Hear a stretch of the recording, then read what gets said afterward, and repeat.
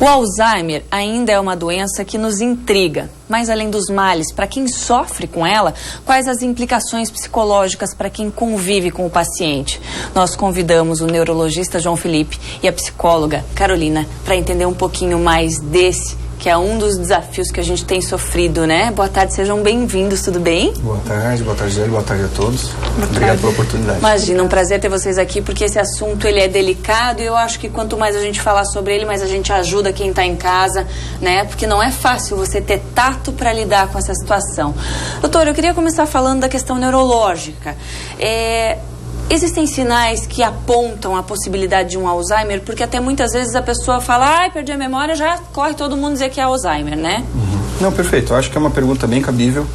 Na verdade, é uma queixa frequente no consultório médico, né? No consultório do neurologista, do geriatra ou do clínico geral.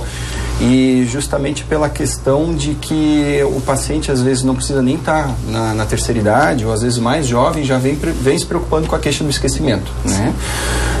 Frente a isso, o que é importante a gente ver? Que o Alzheimer, a doença de Alzheimer mesmo, o clássico, justamente começa com a perda de memória de fatos recentes. É a maior preocupação, digamos assim, que a gente tem com os primeiros sintomas que esse paciente possa vir a apresentar.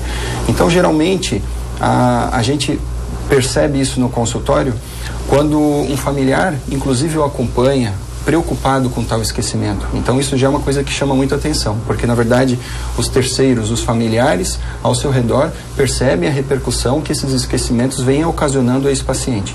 E esses esquecimentos, de uma maneira recorrente, de uma maneira que começam a prejudicar o funcionamento no dia a dia, nas atividades de vida diária, são obviamente esquecimentos que começam a chamar a atenção. Dentre eles, a gente pode citar exemplos. Eu acho que o exemplificar é importante, inclusive em consulta a gente gosta de exemplificar para tornar mais objetivo para o paciente.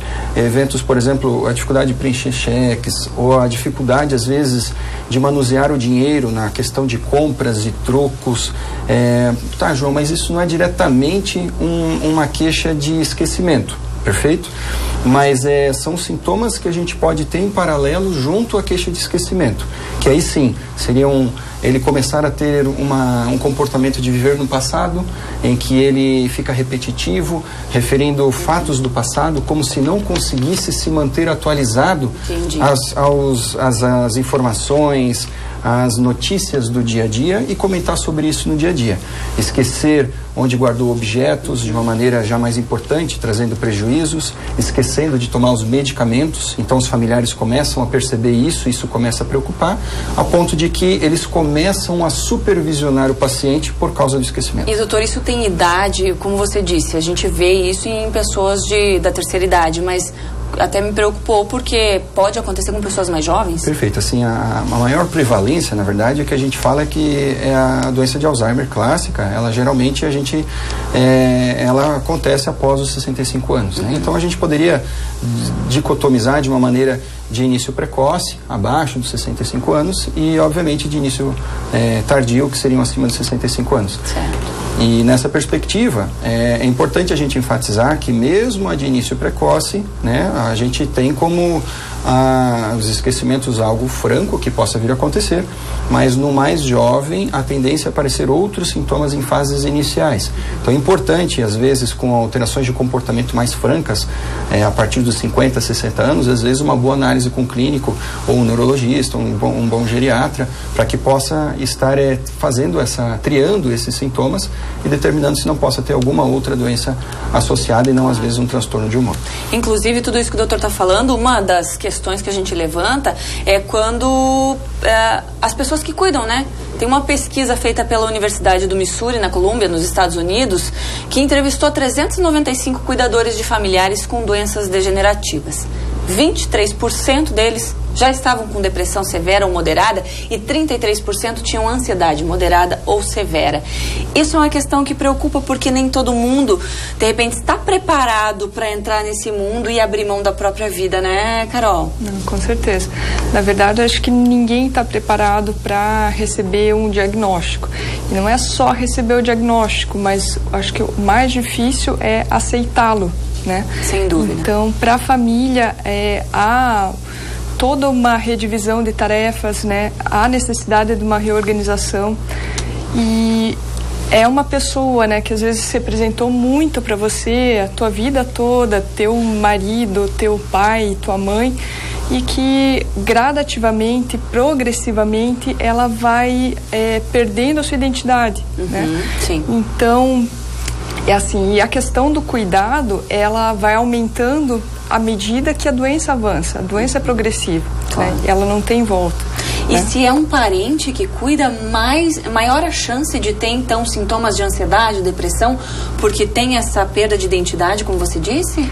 Você tem uma relação mais próxima, né, com o portador do Alzheimer, né? Então, assim, e também, quanto melhor é a relação entre o portador do Alzheimer e o cuidador, a tendência é menor ser essa questão da dificuldade no cuidado, né? Então, quando você tem uma boa relação, né, anterior, já uma história, né, anterior de bom relacionamento, as coisas tendem a ser um pouco menos traumáticas, assim. Mas eu imagino, assim, que até nessas relações você tá vendo a pessoa que você ama se perder. Né? Ela vai, mesmo em vida, ela está indo embora. E isso que traz essa questão psicológica, sim, que afeta quem está cuidando do paciente, né? De que forma esses cuidadores podem se prevenir para estarem íntegros e poderem cuidar daquele que está doente? Como eu já comentei, né, tem essa questão que é essencial no revezamento nos cuidados, né, de dividir a carga entre os familiares, né?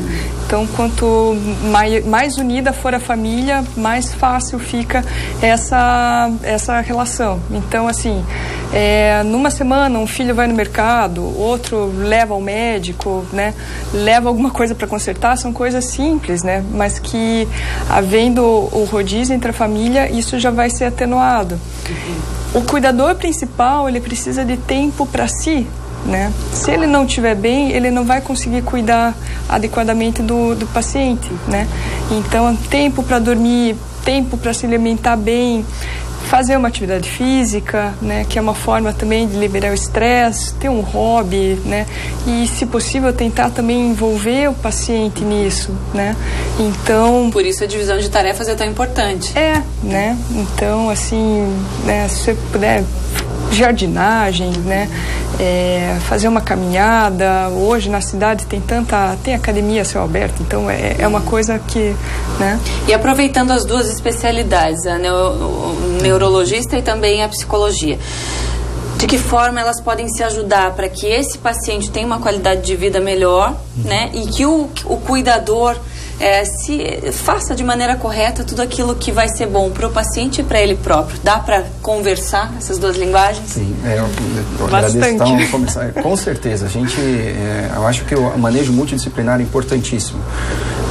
Na verdade, quando você está avaliando o paciente, eu acho que é imprescindível você estar também avaliando o cuidador. Eu sempre enfatizo que o cuidador, ele é o pilar do paciente. Então, um cuidador saudável, um cuidador feliz, existe a maior propensão para que esse paciente também esteja saudável e esteja melhor. E fazendo justamente esse gancho que vocês enfatizam, é muito comum a gente, infelizmente, ver esse vínculo emocional ocasionar justamente o contrário do que nós estamos conversando.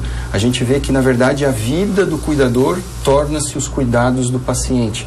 Então, isso é sempre um sinal de alerta em consultório, para que a gente possa ter a melhor conversa possível com todos os familiares, quando viável, ou com o próprio cuidador, justamente enfatizando todas essas orientações e encaminhando justamente para acompanhamento com a psicóloga, para que ela possa fazer uma avaliação dessa fase de adaptação, o auxílio psicológico nesses momentos, e também para todas as outras equipes, né? A fisioterapia, quando viável, educador físico, né? O terapeuta ocupacional, todo mundo correlacionado. E geralmente a gente tem uma boa conversa entre o neurologista e a psicóloga, entrando em contato e já repassando algumas informações, claro, sempre levando em consideração todo o sigilo, né? Médico-paciente e tudo mais, mas em prol do paciente. Isso aí.